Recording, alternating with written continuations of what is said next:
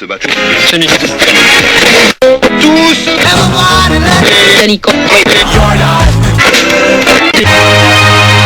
Vous êtes toujours à l'écoute de Radio Flip.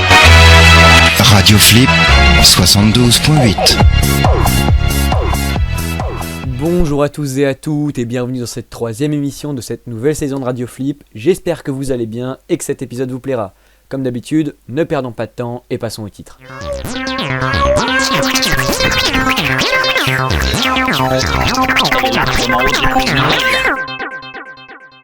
Tout d'abord, nous vous rapporterons une mésaventure qui est arrivée à notre bienfaiteur à tous. Notre cher Monsieur Blanquer aurait rencontré des enseignants mécontents, une enquête réalisée par David Balavoine. Après cela, nous vous proposerons pour cet épisode un blind test un peu spécial. Et enfin, nous parlerons du défilé du 10 juin que j'ai sobrement rebaptisé le défilé du 10 juin. Mais revenons d'abord à notre père à tous, Monsieur Blanquer. Monsieur Balavoine, m'entendez-vous ? Oui, je vous entends parfaitement. Comme vous pouvez le constater ici, le climat est très tendu, les violences sont nombreuses et une foule d'élèves s'est formée autour de ce cher Jean-Michel pour le protéger des brutes qui l'ont assailli. Oui, nous le voyons. Pouvez-vous nous expliquer ce qui s'est passé exactement ? Tout à fait.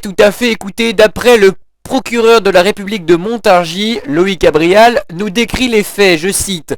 L'ancien ministre de l'Éducation nationale a été aspergé de crème chantilly et insulté par deux hommes âgés de 51 et 57 ans. La victime n'a pas été blessée. Les intéressés, domiciliés dans l'agglomération montargeoise, exercent la profession d'enseignant dans le secondaire. Quelle violence, tout à fait typique de l'agglomération montargoise. J'avais moi-même... Et non, pas du tout, mais rassurez-vous, le procureur assure avoir ouvert une enquête pour violence volontaire aggravée. Ceci est un reportage exclusif. Merci beaucoup, mon cher David. Pour détendre l'atmosphère après une histoire aussi terrifiante, le nouveau jeu de la station, Blind Test Flip. 5 chansons vont être jouées en même temps, pendant une dizaine de secondes. Vous devrez essayer de les retrouver. Petite particularité, c'est moi qui interpréterai ces extraits. Une difficulté en plus que vous saurez surmonter. Prêt ? Allons-y. J'ai comme les rois mages de Candy, comme dans tous les lieux, l'étoile, emmenez-moi au pays des merveilles. Il y a des semble que la misère, il serait vraiment pénible aussi à destination. C'est très comme les rois mages. Voilà, ces 7 secondes les plus longues de ma vie sont finies, et sans aucune transition, nous passons à la dernière partie de cet épisode. Mesdames, mesdemoiselles, messieurs, voisins de la classe terminale E, bonjour. Je m'adresse aujourd'hui à vous avec la plus grande des sincérités. Nous avons ensemble passé une des plus belles années de nos vies. Nous avons ri, nous avons pleuré, nous avons souffert ensemble. Cette souffrance, j'aimerais la partager une dernière fois avec vous, car c'est dans le sang et les larmes que des hommes et des femmes se rapprochent, unis contre l'adversité. J'ai passé de nombreuses semaines à réfléchir à ce défilé, ne plus dormir, avoir perdu de l'appétit. De nombreuses semaines qui seraient, apparemment, quelques minutes seulement dans le monde réel. Mes amis, et oui, j'ose employer ce terme si important à mes yeux. Mes amis, mes frères, mes sœurs. Une ultime épreuve se dresse en travers de notre chemin. L'obtention de la victoire finale, le triomphe absolu, la plus importante distinction de votre vie. Le titre de meilleure classe lors du défilé des terminales. Oui, cette formulation paraît surréaliste. Une simple classe comme la nôtre allait décrocher les sommets ? Eh bien oui, ne tremblez pas. Et c'est une vieille classe, la terminale E, d'un vieux lycée comme le nôtre, Saint-Martin, qui vous le dit, qui a connu les guerres, Monsieur Chigot et Monsieur Philippe. Une classe qui n'oublie pas et qui sait tout ce qu'elle doit à ses semblables, de l'administration ou des professeurs dévoués. Une classe qui, malgré les tempêtes, a su rester soudée. Bien sûr, des vents violents nous ont percutés. Nous avons, plus que les autres classes d'ailleurs, été victimes de ce fléau que le gouvernement s'amuse à appeler absentéisme. Mais nous, classe de terminale E, sommes confiants, sommes soudés.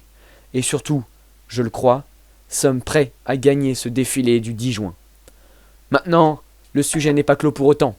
La détermination est importante, mais ce n'est qu'une moitié du chemin que nous devons parcourir. Afin de rester dans la thématique de la souffrance, j'ai réfléchi aux points qu'un défilé devait compléter pour la gagner. Le premier point, faire passer un message. Nous devons montrer que nous sommes une classe engagée. Le second point, nous devons faire rire notre public, les amuser. Et le dernier point, le plus important et le plus compliqué, nous devons marquer leurs esprits, rester dans leur mémoire, graver l'histoire.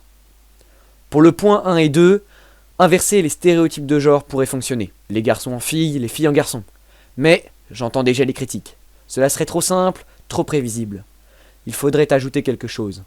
L'idée m'est apparue un soir de grande débauche. Je m'adresse maintenant aux garçons de cette classe, et en particulier à Pierre, qui m'a dit, je cite, « Je serai toujours d'accord avec toi, Poulou ». Et à qui j'ai répondu qu'il pourrait bien vite le regretter. Mes amis, mes frères, allons ensemble jusqu'au bout de cette expérience. Voilà ma proposition. Au milieu de notre défilé, le plus rapidement et discrètement possible, tous les garçons, volontaires évidemment, je ne force personne, se colleront une bande de cire sur les jambes. Et, tous ensemble, face au public, effectueront le geste qui doit être effectué. Je sais, beaucoup d'entre vous ne croient pas en cette idée.